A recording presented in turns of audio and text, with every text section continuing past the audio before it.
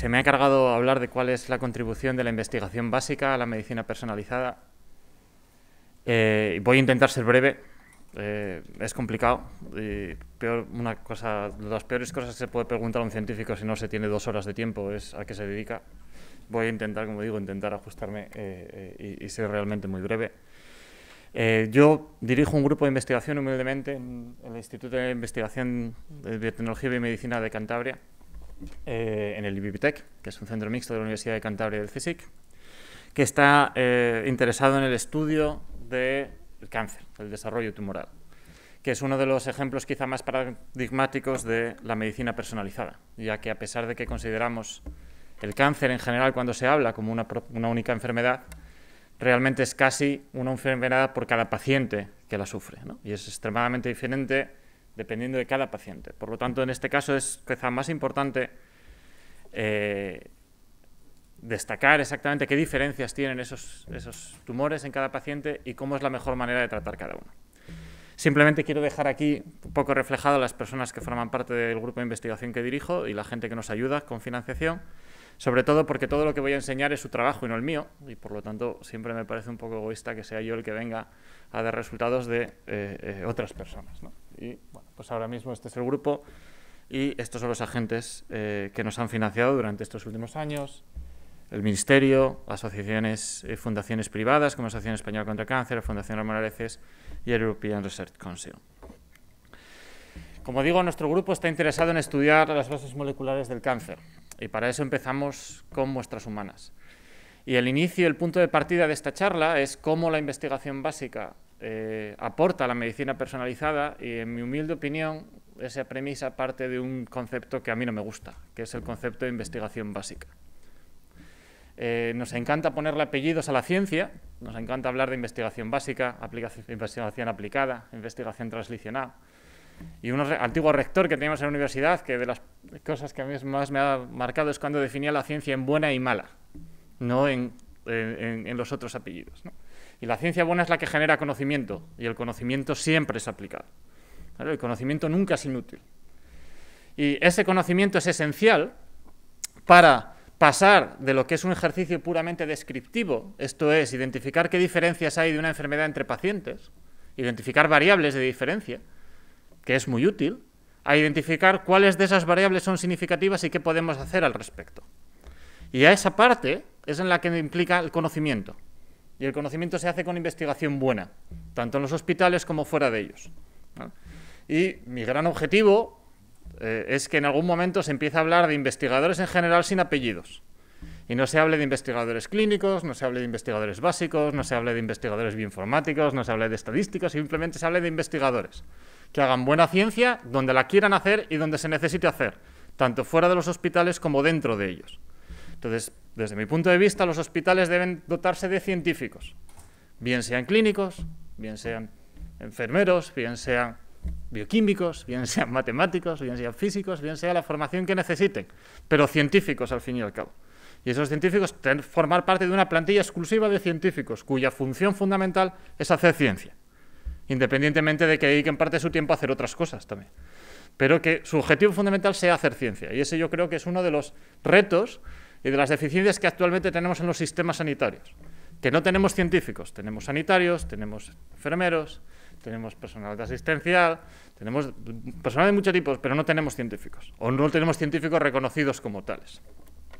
Nuestro grupo, efectivamente, lo que hace es utilizar estas muestras humanas para intentar identificar esas diferencias, pero después de identificar las diferencias no se queda en ese ejercicio descriptivo de identificar que en este paciente tenemos una serie de variables que son distintas a este otro y que algunas de estas correlacionan o no correlacionan con la resistencia al tratamiento, con la prognosis, con lo que lo queramos correlacionar. Queremos realmente demostrar que esas variables son útiles, son eficientes, son importantes, son significativas y que podemos hacer algo al respecto, que están jugando un papel muy importante en el desarrollo de esa enfermedad y que por lo tanto podemos intervenir sobre ellas. Y eso se hace en un laboratorio,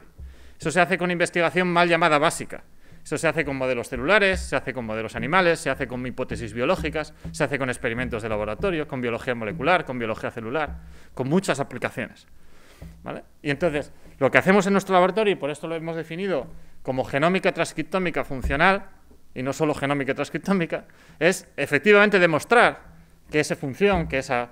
variable, que esos genes, que esas diferencias transcripcionales que encontramos realmente están jugando un papel activo importante en la enfermedad y que por lo tanto el identificarlas es importante para ver qué va a pasar con el paciente y para diseñar nuevas estrategias para intervenir sobre ellas. Y para eso, como digo, utilizamos modelos animales, modelos celulares y en nuestro caso además las nuevas tecnologías que ya se han comentado aquí de caracterización molecular, bien genómicas, transcriptómicas, de secuenciación masiva de célula única. Y voy a intentar hablar de 3 ejemplos concretos en los que ha intervenido nuestro laboratorio, en el que humildemente pues, hemos intentado poner nuestro granito de arena en este gran trabajo, junto con muchos otros grupos en nuestro instituto y en toda España. El primer ejemplo es de leucemia infantil. Participamos en un proyecto hace unos años de caracterización de una leucemia infantil, quiere decir en niños de menos de 1 año,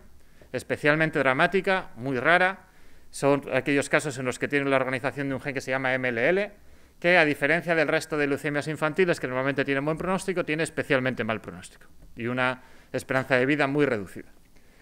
La dificultad de trabajar con enfermedades raras, como bien ha comentado la doctora Delval, es que supone un reto complicado de intentar acumular el suficiente número de muestras para poder sacar conclusiones. En este caso, afortunadamente, pudimos colaborar con el Instituto Josep Carreras, en la persona del doctor Pablo Menéndez, uno de los grandes expertos a nivel nacional en esta enfermedad, que nos permitió recopilar la segunda cohorte más grande a nivel mundial de muestras o de pacientes de esta enfermedad. Y pudimos realizar estudios transcripcionales y estudios genómicos para intentar identificar efectivamente qué alteraciones, qué cosas tienen de diferente esta enfermedad concreta, esta leucemia concreta con reorganización en el gen MLL en estos niños concretos, que hace que esta leucemia, a diferencia de las otras, sea especialmente grave. Hicimos estudios mutacionales, encontramos muchas mutaciones, como se suele encontrar, no muchas en este caso en las leucemias infantiles, encontramos que tenían muy pocas mutaciones, muy poco recurrente, pero encontramos recurrencias, encontramos alteraciones en la ruta de los genes RAS, especialmente recurrentes en esta enfermedad, y demostramos que efectivamente estas alteraciones eran especialmente importantes para el mal pronóstico que tienen estas enfermedades. Pero además,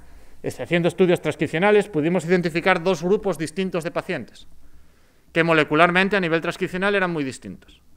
Y esta diferencia, aparte de describirla y de decir, vale, hemos encontrado 2 subtipos de esta leucemia, que denominaremos lo que me apetezca o el nombre que queramos, ¿esto realmente tiene efecto real o no? Hemos encontrado cuál es el origen, encontramos cuál era el origen de estas diferencias, en concreto en este caso la expresión del gen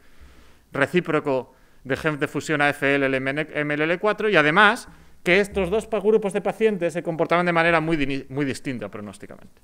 Y este conocimiento, el entender de cuál es el origen molecular, aparte de poder ser el punto de entrada, de poder diseñar tratamientos específicos para esta enfermedad, también permite, desde el minuto 1, identificar rápidamente entre los pacientes qué pacientes van a responder al tratamiento, qué pacientes van a tener mejor pronóstico y peor pronóstico. Y por lo tanto, qué pacientes deberíamos clasificar desde el primer momento como pacientes en los que se les tiene que dar probablemente un tratamiento más agresivo o un seguimiento más personalizado, porque es muy probable que respondan peor al tratamiento. En un segundo ejemplo, en un proyecto que tenemos ahora mismo en marcha, un proyecto coordinado de la Asociación Española contra el Cáncer, con grupos de Barcelona, grupos de Valencia